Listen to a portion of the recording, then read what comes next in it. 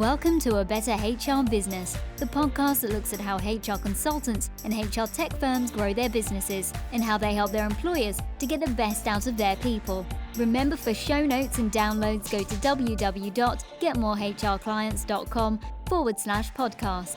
That's getmorehrclients.com/podcast. Okay, let's get started. Hello, welcome back to the show. Great to have you along.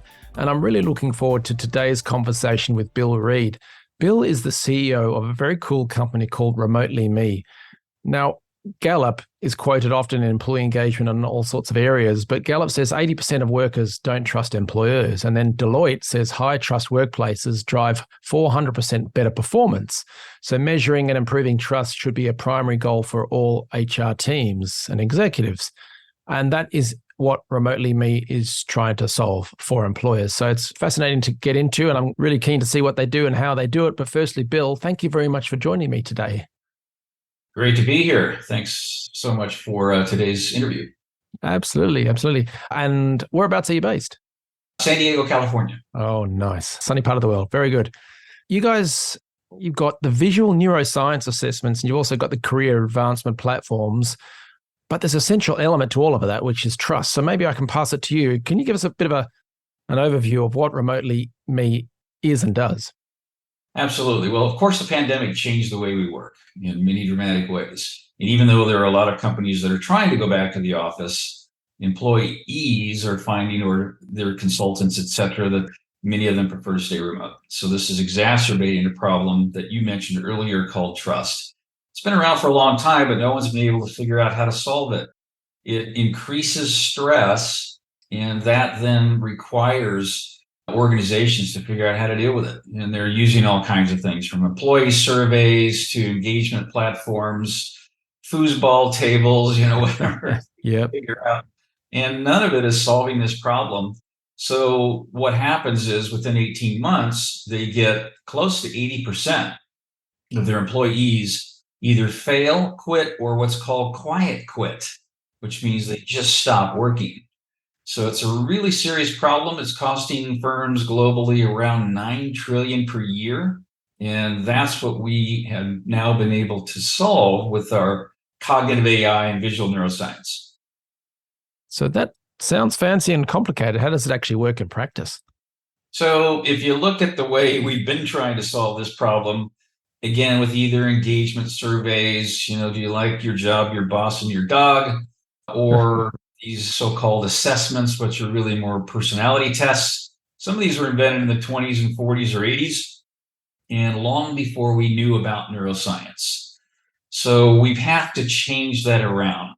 And visual neuroscience shows us that our brains, really three parts of our brain, logical, emotional, and instinctual, prefer different types of content. Logical brain likes more written words and text and numbers, whereas our other two brains, responsible for 90% of our decisions, are more visual.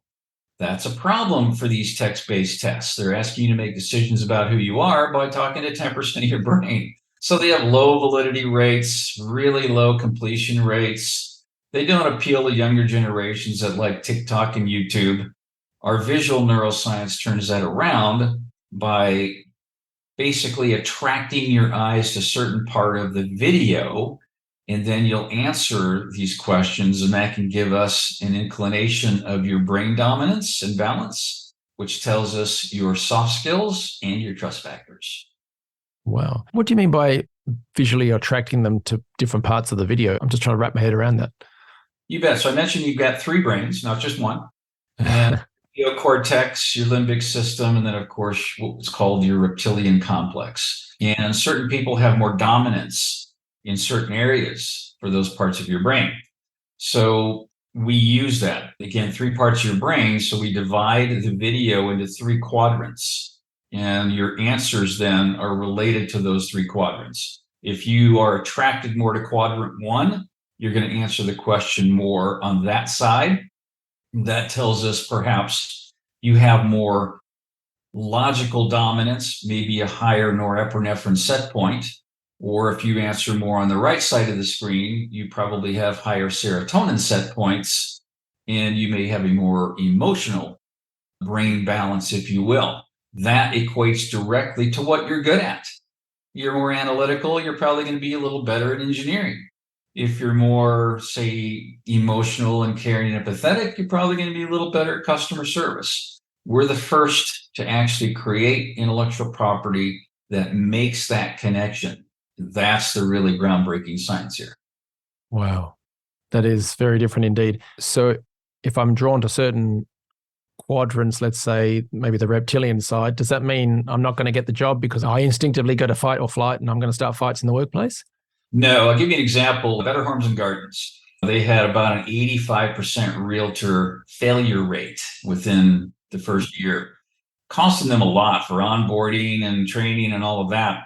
And we found that there were certain areas that were more dominant in their brain, certain profile types, if you will, 3 distinct profile types that seemed to be better at that particular role. So now what Better Homes and Gardens can do is provide these assessments to realtor candidates and then guide them toward the right position by saying, look, this shows that you may not be the best for a field agent, but you'd be fantastic over here in this particular area of real estate, and guide them to the right career path.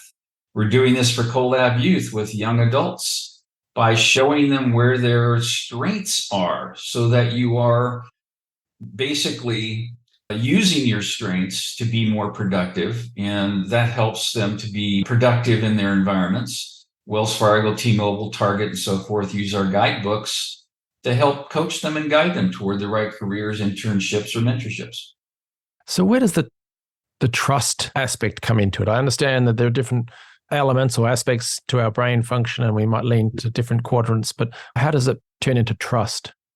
Well, even before Deloitte did their study, there were a number of neuroscientists, many who I've talked with, and one of them who is our chief science officer, is a PhD neuroscientist. He wrote a book about it. I wrote a couple of books about it. But what we've discovered is that trust is critical to the success of an organization. Let's face it, nobody wants to walk into a job and get stabbed in the back by their coworkers. They don't want to have their work stolen. They don't want to have their boss lie to them. You want organizations that are more transparent. It's difficult. We're seeing these organizations now who 6 months ago said, you can work remote, and hired people to work remote and then just switched course 180 degrees and basically were not honest with people and transparent with them and said, we've changed our mind completely, and if you don't come back to the office, you're going to get fired. Well, that dramatically undermines trust. So what we tell organizations is that even if you hate people, the studies show that if you build a high trust environment, and we actually can certify professionals to be high trust professionals and organizations to be high trust businesses, you will have all of the results that Deloitte has said. 88% more customer loyalty, 80% more productivity. So again, if all you care about is the bottom line, you should learn how to love your employees by trusting them. No, I get that. I'm sure the opposite of that is why they invented the carbon copy. So I understand the trust is critical, and it also facilitates, that learning from failures or mistakes, all that kind of stuff, so that the organization can improve as it constantly evolves. How do you assess or incorporate that into the neuroscience side of things? So once we know what the set points are, and we know what the soft skills and the balances are, and where your strengths are, we create what we call playbooks and also reports. So you see this in a report, and within that report, we have all kinds of cool stuff that shows, hey, it looks like your soft skills, maybe you're a little bit low for the position you're currently in. And then you can select various positions that you are aspiring to maybe move into, either in your organization or another firm. And then we can recommend within what we call our career advancement platform, those specific courses that will help improve your leadership skills, your soft skills, and your trust factors that can really dramatically accelerate your career. And you can have your certification logo right on your LinkedIn profile, your resume, to show why you are now an employee that can be trusted, but also has high soft skills for the specific areas you're looking for. Nice. And so we encourage organizations who maybe are using assessments or they're using evaluations, et cetera. Well, what do you do after you find out something? Are you just sending them to a LinkedIn or Udemy and saying, hey, you pick the courses you want, one size fits all, rather than personalizing their career development? That's really going to be the key for all of this to actually work and to make some improvements in your environment. Nice, very good. So what kind of employers would be best suited to using Remotely Me? We're working with small businesses because those are mostly what the entrepreneurial operating system. That's a framework used by about 170,000 businesses around the world. And they're called visionaries. They're essentially the leaders of EOS worldwide, wrote the foreword to my next book. And Nice. So we're partnered with them. We're working with them to spread the word to these small businesses, but working with large organizations. Some of our advisors, our board advisors, are CXOs with Southwest Airlines, Royal Caribbean, Dish Network, Walmart, Udemy, and so forth. And they have said this is groundbreaking. They've not been able to properly assess blue collar workers, for example. It's difficult to do, it's expensive, and we can make it affordable and simple to do it. So businesses of all sizes can use these. It's really, if you're a 5-person company, you can't afford to lose one person. That's 20% of your workforce. Yeah. So any size company would benefit from this. Yeah. Plus the workload that gets assigned to the remaining people, all that sort of stuff. Is there any sort of calibration or something like that required for a company that decides, yeah, we're going to use Remotely Me for hiring or development for the staff? Do they need to go through a calibration process, or is it plug and play? How does that work? It is very much plug and play. It's really quite simple. It's very inexpensive. It's only $19 per an assessment. So it's not going to break the bank at all. Nice. And all you do is provide a 9-minute assessment. So again, we're visual. Your brain processes visual elements 60,000 times faster than text. So the other guys are taking 45 minutes to an hour. We take 9 minutes. Wow. And we have a 93% Chromebax alpha validity as compared to maybe 50 to 70%. So it's very simple. They take this assessment. There's no way that you can cheat on it. It's not a test. It really is an assessment to determine what your set points are. And from there, we can create a nice dashboard that shows you the balance of your organization, shows you where individuals maybe need some help improving specific soft skills or trust factors. And then we can direct them to the acceleration platform, if you will, to be able to do that. I love it. Now, if I turn to the business growth side of things, what are you doing to market and get the word out there about the business? We actually, of course, have our partnerships. As I mentioned with EOS Worldwide, we're doing a number of things with them moving forward. And we also are leveraging our board advisors. I mentioned who they are. They are making introductions and opening the doors.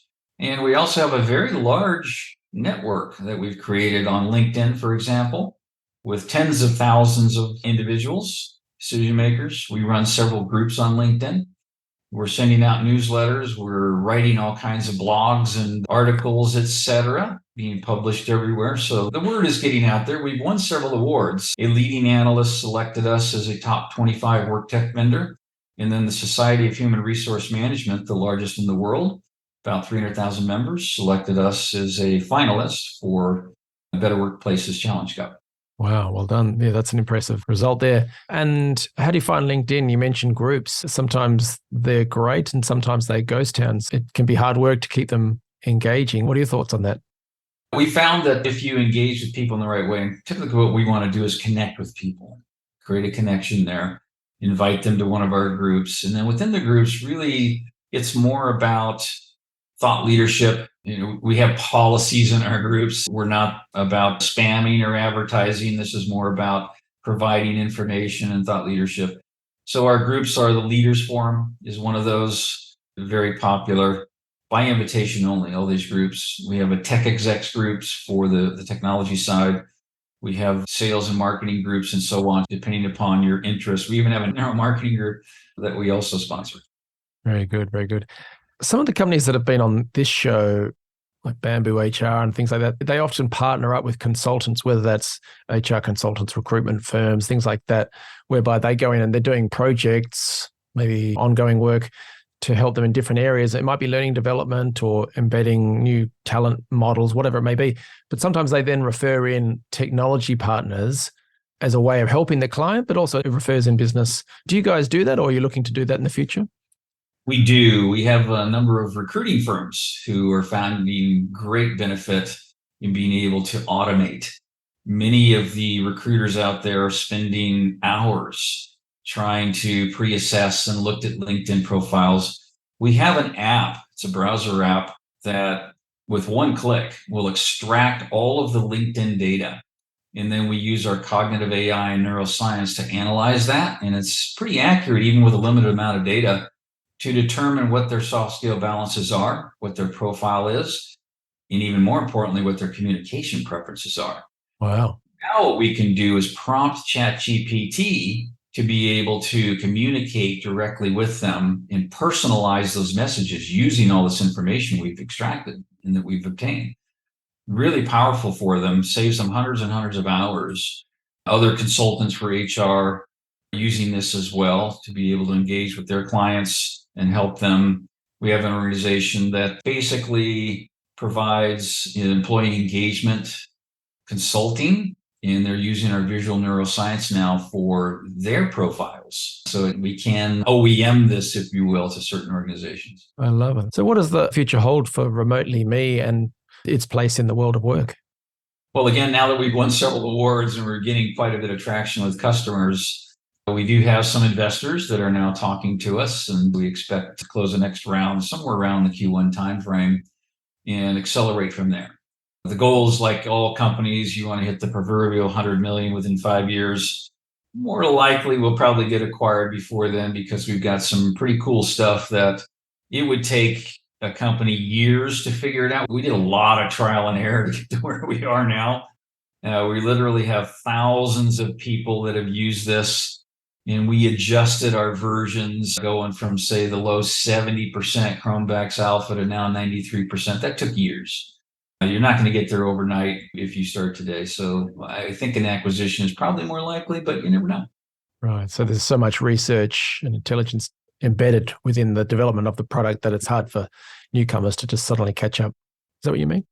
Exactly. Unless you've got neuroscience experts on staff and have spent years actually looking at how to make the connection between the brain and work and your attributes and so on, that's not something you're going to be able to just pull a few smart people in and have something that actually works, but also has better than a 92% approval rating. You can't make people mad when they take these things. They have to actually enjoy it and like it. Yeah, definitely. So, Bill, if people want to learn more about Remotely Me, what should they do next? Real simple, remotelymE.com. That's all you have to do. Pop up to remotelymE.com, and everything you need's up there. We've got information, videos, etc. You can ping us there, ask to be contacted. You can even schedule a demo if you'd like. You can see a difference between the text-based tests and the visual, and try it out yourself. It's only $19, so just pop up, try it out yourself. And if you're just an individual, you're curious, for $19, as well as a couple of other things that you need to do, you can certify as a high trust professional. Again, that can look really cool in your resume. Nice. That's a very clever approach. So, folks, if you're listening to this on the go, it's Remotely Me. We'll have the link to that in the show notes. We'll also have the link to the LinkedIn page so you can follow them there and maybe check out some of the groups and things like that. Invitation only, of course.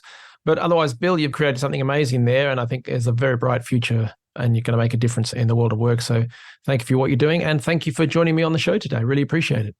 Appreciate the time, Ben. Great talking with you, and perhaps we'll run into each other next time I'm in the UK. Brilliant. Thanks for joining us today on A Better HR Business, the podcast that explores the world of HR consulting and HR tech businesses. For show notes and downloads, go to www.getmorehrclients.com/podcast. That's getmorehrclients.com/podcast. Remember to subscribe and share the show with any friends who are busy growing a HR business. Thanks, and see you next time.